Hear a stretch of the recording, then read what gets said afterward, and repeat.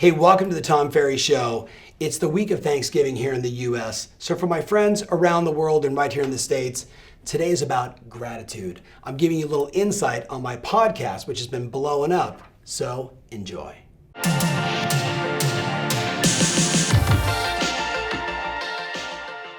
If you've been around me before, you know that I just believe that there's just two kinds of people. There's people that like declare what it is they want for a long period of time, like they have a vision for their life. And that sounds like cliche and motivational. You know what I have? I have a freaking target for how I want my life to end up. And not just like for a 1-year goal, but for a 20-year goal. And I've talked about this before. So having this document that, by the way, is not set in stone, right? But instead it's just, hey, in all these areas of my life, if my life was as good as it could be, if I could go for it as much as I could, what would it look like? And the opening of my 20-year letter, which is like, by the way, goes to 2035 because I wrote it in 2015. So I'm reviewing it and I read it and it's like, Kath and I have been married, right, for like 47 years or 37 years, whatever the number is. Sorry, baby, for listening. I don't remember the exact number, but like this 43 years, it's this enormous amount of time that we put into our love life, into our relationship, into the bond that we have together. And by the way, do you think when I read her that 20-year vision, do you think that creates more certainty or more uncertainty? Do you think it creates more, think about it, Tristan, like, does it create more like, oh, he's thinking about me, right? You think that was intentional? Of course it was, right? Like, I married her 3 times. I don't want to divorce her. I want our relationship to be awesome. So the very first beginning of my letter is like, Kath and I together for this much time, more love today, more joy, more happiness, more connection, appreciating each other's differences. I literally spell out sort of emotionally and logically what our relationship and lifestyle looks like together at this point. Then I go to Michael and Stephen at 35 and 37. And I remember like, reading that recently on a plane with my older son flying to Dallas. And I said, I just want you to like read this letter. And he was like, wow. And I remember he said to me, like, how do you know like this, like you're making this up? And I'm like, right. I'm like, Michael, here's the key. Like some people make up how they want their life to be and then they operationalize around it. And then they set goals and plans and schedules and they go after it and they attack it because they're building a castle, right? Metaphorically of their life. And some people just go about life. And there's no right or wrong. It's just how I was, so unclassically trained by mentors and friends and coaches and, people that I looked up to and said, how did you get there? And they said, I wrote letters like this. I decided how I want my life to be. So long answer short is I take the time to review where I'm at in relationship to that letter. And again, it covers every area of my life, where we live, our lifestyle, our business, our finances, our spirit, our health and vitality. Everything's inside there. And it's like 7 or 8 pages long. And it's on Evernote, so I'm kind of guessing at the page numbers. But it's long, it's lengthy, it's clear. And I stop and say, okay, so where are we at? How am I doing? I'm 5 years into this journey. And, it's fun for me because we just moved to Dallas. And, making that transition, my son goes to SMU. We're technically empty nesters. My other son, Steven, is back and living in an apartment in Southern California and playing tennis and doing his thing and traveling back and forth. And what if I told you that in 2015, I declared I would be living out of the state of California, and it actually said in a high rise in Seattle, Dallas, or New York City. And Seattle, we didn't want to do. It was too cold and rainy, which is funny because Dallas is pretty cold and rainy also. New York City, as much as I would love to live in New York City, it didn't make sense from a travel standpoint. Dallas just was the natural thing, and I got a son at SMU. So I didn't know I was going to have a son at SMU in 2015. I just knew I wanted to live in one of these 3 major cities in a high rise, and that's where we ended up. So my thought for you is, do you know where you want to be in a year, in 5 years, in 10 years, in 20 years? And what if, like, just like having the conversation with my son, he's like, how did you do it? I'm like, son, I don't know. I didn't pull it out of my ass. Like, I've jokingly done that in seminars before where I'm like, how did you set that goal? Like, whoop, you pull it out of your butt, right? No, I pulled it out of inspiration and then I put it to pen. I put it to paper. I decided like, hey, if I could just go for it, what would I want it to look like? Tick tock. We're only on this planet for a short amount of time. I want as much joy and happiness.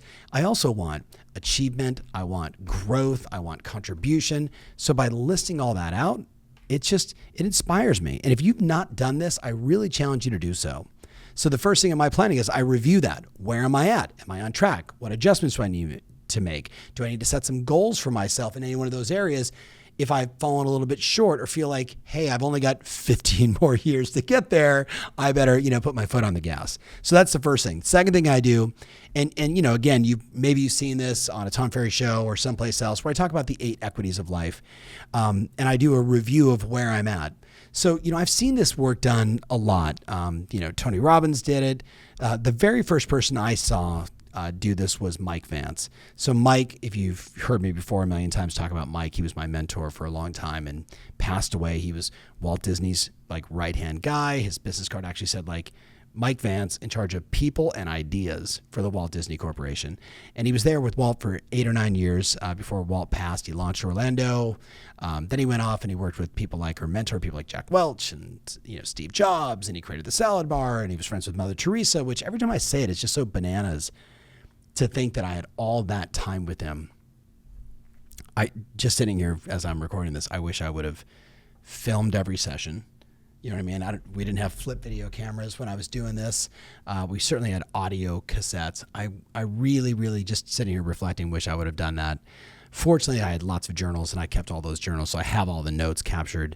But Mike was the very first person that said to me, you have these equities of your life. And he kept it very simple, just 5 equities. He's like spirit, contribution, he said spirit, health, career, mindset, intellect, and relationships. I think that was the original 5. And what he would say to me is, you need to set goals in each one of the equities of your life. Too many people over-index on one equity. Right? We've seen this before. You've seen the guy that is really super buff, right? And he's the strongest guy on the planet, but he can't keep a job or a relationship, right? He would say that person's out of balance, right? Or you see the person that just so overly indexes compulsively on their business, and they go through multiple relationships, and they're miserable, right? So he said, the goal is to go for it all. And he was the first person that said to me, too many people on this planet, they live in this world of this or that. Right? Like they can't have both. And what he said to me is, I want you to live in a world of this and that and this and that. And he said, and then you got to put it to writing. Get out your workbook, get out your, now Evernote or however you keep track, Google Docs or piece of paper, journal, and write it out. So the second thing that I do is I go through all of the equities. So even as I sit here, I'm health, right? Getting my baseline done. If you saw the Facebook Live show I did, or my podcast with Pam Jacobson, my wife and I's sort of health and nutrition coach, right? Where literally I get my blood work done, I do spit, and yes, we do this thing called the poop test.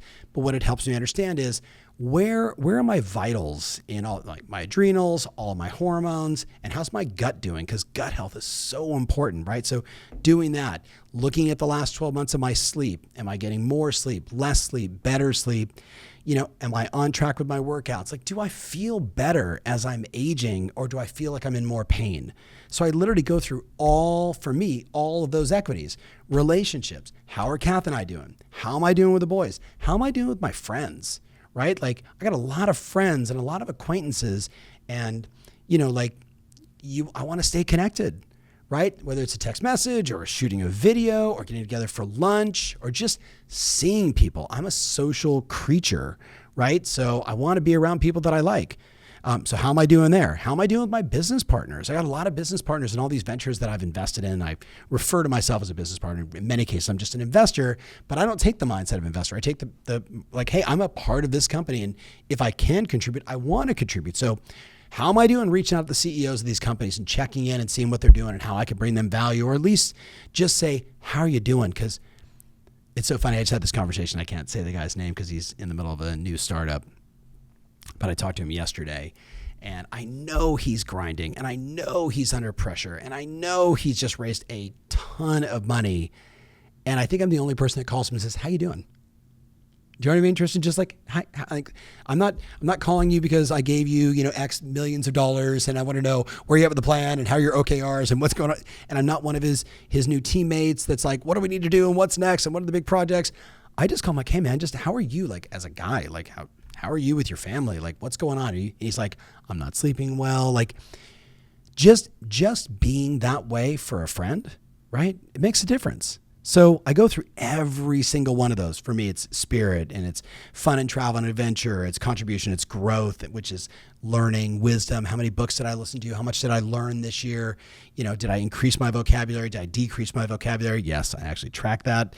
And then, hey, how was my business? Like my primary business is, how did we do in the middle of pandemic, social unrest, so much challenge, a crazy presidential election, all the drama? How did we do, right? So gut check there. And then how did I do on my wealth? I have a 20-year vision for where I want to end up financially. And guess what? So I'm checking in on that too. And I'm looking at all this stuff. You know the note I wrote down? So I know it's funny because I'm talking to you as you're driving right now or working out. Thank you, by the way, for listening to this. Thank you for just being in my community. I'm looking at Tristan, so I'm going to remind you that Socrates, at his trial, he was put on trial for corrupting the youth because he was educating them to examine their life, right? To take stock of their life and to not fall into the social norm of, if your parents were bread makers, you are destined to be bread makers. He said, you can be whatever you choose to be, right? Which was radical, right? And at his trial, where he was sentenced to death, Plato heard him say, Plato being one of his mentees, heard him say, the unexamined life is not worth living. The unexamined life is not worth living. Think about that. So all I'm doing is just examining, like, where am I at? It's almost like, an X-ray, if you will, of the goals and ambitions and plans and intentions and mindsets and beliefs. I just examine everything to say, okay, how am I doing? 365 days in, one more rotation around the sun. How did you do? Let's examine it. Now, interesting, I wrote down behind that my buddy Jay Abraham, who's also a mentor and a pal, and maybe you've heard him on a podcast with me or something, or you haven't, check out one of his books. He's just amazing. He would go on to say, a business that isn't rigorously examined and re-examined time and time again is destined to fail and is definitely not worth investing in or owning. Think about that for you and your business, right? This is also the time where we're examining and lifting up the curtain, if you will, and saying, okay, how's my lead generation look like? How's my marketing look like? How do my skills look like? What's my systems like? Am I creating 5-star reviews? Am I generating a beautiful experience for the customer, or is it still wonky? And every time I do it, it's by memory, right? Jay would say to you, that kind of business needs to be rigorously examined. And that's how I look at my life. Right? Just trying to figure out, again, I got a tiny amount of time on this planet. How do I have a consistent amount of happiness, joy, contribution, growth, fulfillment? You know what I mean? Like the feeling of like, oh, like we're doing good. Like it's working out. And I got to tell you, that's hard as an entrepreneur. But that's what I'm working on. And that's the kind of stuff that you see here, or the things that I'm talking about.